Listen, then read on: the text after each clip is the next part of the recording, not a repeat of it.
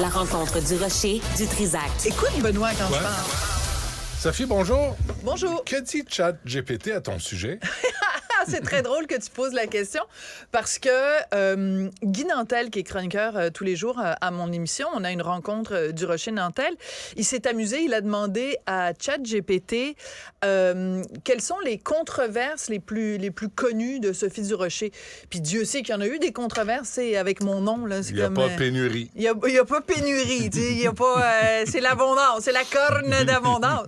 Alors, ChatGPT a inventé des controverses qui avaient strictement rien à voir avec moi, dont supposément, selon ChatGPT, que j'aurais participé à l'émission Les Ex à la radio de Radio-Canada et que j'aurais tenu des propos sur les femmes en politique. Alors, plusieurs choses. Premièrement, l'émission Les Ex à Radio-Canada, c'est à la télé, pas à la radio.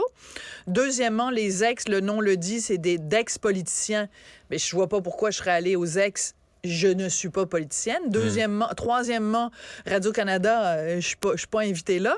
Puis quatrièmement, pourquoi j'aurais dit que les femmes n'avaient pas d'affaire à aller en politique ou un truc comme ça? Alors, Guy Nantel, à notre émission, s'est amusé à poser plein de questions à ChatGPT et les réponses sont complètement délirantes. La raison pour laquelle je te parle de ça aujourd'hui, c'est qu'il y a un de nos collègues dans le Journal de Montréal, Journal de Québec, Cédric Bélanger, qui a posé des questions à ChatGPT. Donc, pour ceux qui connaissent pas ChatGPT, s'il y en a encore qui savent pas c'est quoi, c'est un outil d'intelligence artificielle qui, à l'aide d'algorithmes, crée des textes de toutes pièces. Alors, tu lui demandes, fais-moi un poème, fais-moi un devoir sur la Deuxième Guerre mondiale, et il te le fait.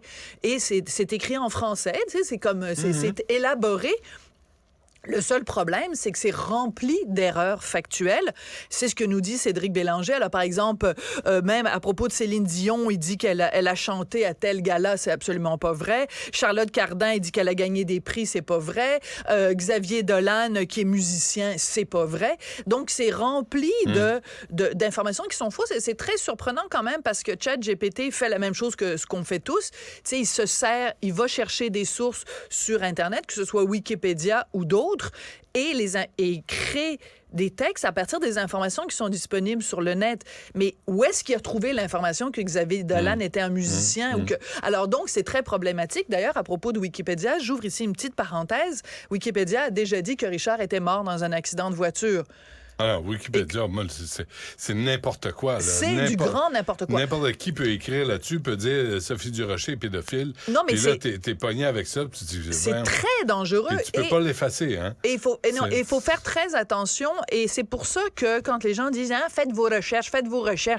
Ben, même si tu fais des recherches sur Internet, ce ne sont pas des sources fiables. Jean-François Dumas a fait l'exercice. Oui. Juste à lire ça, à mon sujet. Puis il disait que Radio-Journal, il est né le 16 juin 1960. Écoute, tout est faux. Tout est faux. Tout est alors voilà. Il est devenu animateur de l'émission de talk show matinale populaire du Trisac en 2000. Ben, a continué à animer l'émission jusqu'en 2012. T'as jamais rien fait de populaire, j'ai toi? Rien c'est quoi fait. Cette affaire? Je n'ai eu que des succès, mais écoute, c'est n'importe quoi. Écoute ça. Après avoir quitté CKAC, du Trisac a rejoint la station de radio FM 93 à Québec. 93 à Québec? J'ai jamais mis les mais pieds non, là. ils se sont trompés dans leurs chiffres. Et a animé une émission appelée Bouchard en parle avec du Trisac. Bouchard en parle. Non, mais Bouchard, c'est j'ai parlé quoi. 2 fois dans ma vie. Non, mais c'est pour ça qu'ils sont... C'est très mauvais. Mais il y a plus grave que ça. Parce qu'il y a une chose, faire des erreurs factuelles, de dire en 2000 alors que c'était en 2012, etc. Ça, c'est factuel. Mais ce que Guy Nantel a fait à mon émission, parce qu'il y avait tellement de stock qu'il a fait ça il a étalé ça sur 2 chroniques. Vous allez les retrouver sur le site de Cube Radio, les 2 chroniques de Guy Nantel. Il est allé plus loin et il a démontré de façon, selon moi, magistrale, à quel point ChatGPT a un biais idéologique. Et ça, selon moi, Benoît, c'est encore plus grave. Alors, ChatGPT est woke. Je te l'annonce. En fait, c'est Guy Nantel qui nous l'a annoncé. Je te donne 2 exemples. Okay. Guy Nantel s'est amusé à demander à ChatGPT, peux-tu me faire un éloge? Tu sais, vraiment un texte dithyrambique sur Justin Trudeau. Alors, ChatGPT lui écrit, c'est un politicien progressiste qui a beaucoup fait progresser les droits des femmes, l'égalité des femmes, etc., la reconnaissance des Autochtones. Tout ça, c'est élogieux.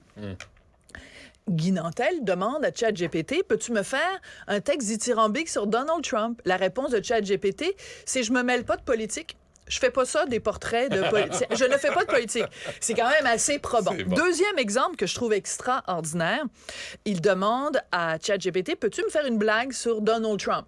Alors, il fait une blague que moi, je trouve pas drôle, mais en tout cas, il écrit une blague, blablabla, pourquoi Donald Trump aime pas tel drink, parce qu'il n'y a pas de mur dedans. En tout cas, parce qu'il est connu pour avoir fait, évidemment, le mur entre les États-Unis et le Mexique. Bref, il fait une blague, ChatGPT. Évidemment, Guy Nantel demande à ChatGPT, peux-tu me faire une blague sur Justin Trudeau?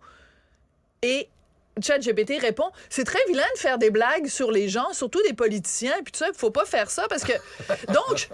C'est très bon. Donald Trump, c'est le free-for-all, c'est le bar ouvert. En wait donc, tu peux tirer dessus de façon virtuelle, évidemment, à balles réelles. Mais Justin Trudeau, on n'y touche pas. Puis Justin Trudeau, quand il faut faire son éloge, c'est formidable.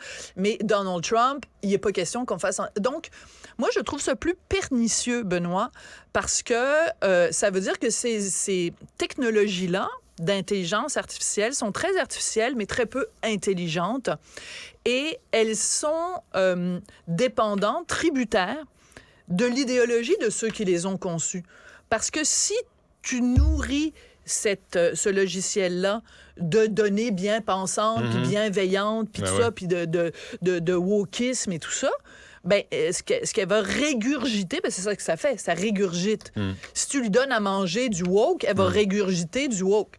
Puis j'imagine qu'il y a un algorithme pour lui indiquer où aller chercher son information. Voilà. Alors, si c'est toujours dans le même camp, c'est sûr que tu vas toujours avoir l'interprétation de ce camp-là. Ben voilà, parce que même dans l'éloge de Trudeau, si on lui demande de faire un texte sur Trudeau, comment se fait-il qu'il ne parle pas des blackface de Trudeau? Comment ça se fait qu'il ne parle pas, parce que tu sais, on parlait tout à l'heure des différentes controverses, comment ça se fait qu'il ne parle pas, mettons, de l'ingérence de la Chine? Comment ça se fait qu'il ne parle pas de, tu sais, une couple de niaiseries qu'il a fait? Charity, les 3 manquements quand même le commissaire à l'éthique à 3 reprises, la GACAN, etc. Ouais. Bon, bref. Donc, ne croyez pas qu'il n'y a pas de biais idéologique dans le ChatGPT. C'est dit. Sophie, on t'écoute à 2h30. C'est quoi ce petit signe-là? Là? C'est comme... je pense qu'il faut y aller. Là. Ouais. Il est 13h pile. Merci, Sophie.